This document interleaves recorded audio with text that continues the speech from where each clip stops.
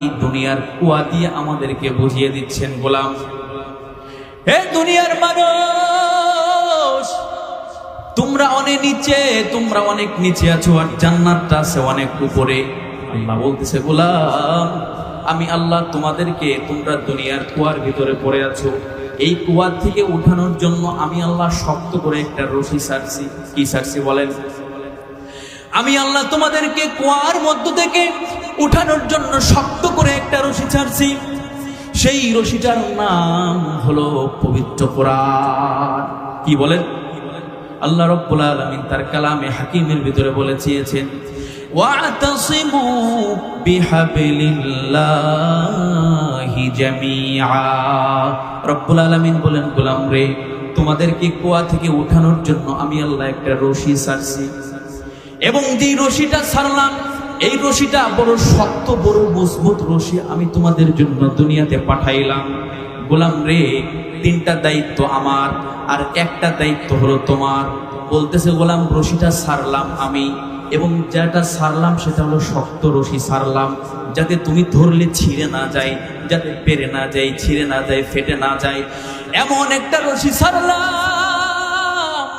যেই রশি যদি তুমি ভালো করে তোমার 5টা আঙ্গুলের দ্বারা যদি তুমি ধরতে পারো রে গোলাম, তাহলে ধরবাই শুধু তুমি আর টান দিয়া উঠাবো আমি।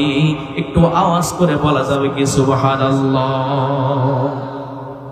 আল্লাহ রাব্বুল আলামিন বলতেছে, গোলাম যেই রশিটা ছাড়লাম এই রশিটার নাম হলো আল কোরআন। এই রশিটা তুমি যদি ধরতে পারো তাহলে টান দিয়ে আমি তোমারে কোথায় নিয়ে যাব? এখন হলো 3টা প্রশ্ন আপনাদের কাছে। আমি 3টা প্রশ্ন এবং এই 3টা উত্তর আমি আপনাদেরকে বুঝাই দিব। আগে জানতে হবে এই রশিটাকে, এই রশিটা ধরলে আমার লাভ কি হবে, এই রশিটার কাজ কি, এবং যখন আপনাকে কুয়ার থেকে উঠানো হবে, এই কুয়ার থেকে উঠানোর পরে আপনাকে কোথায় নিয়ে যাওয়া হবে।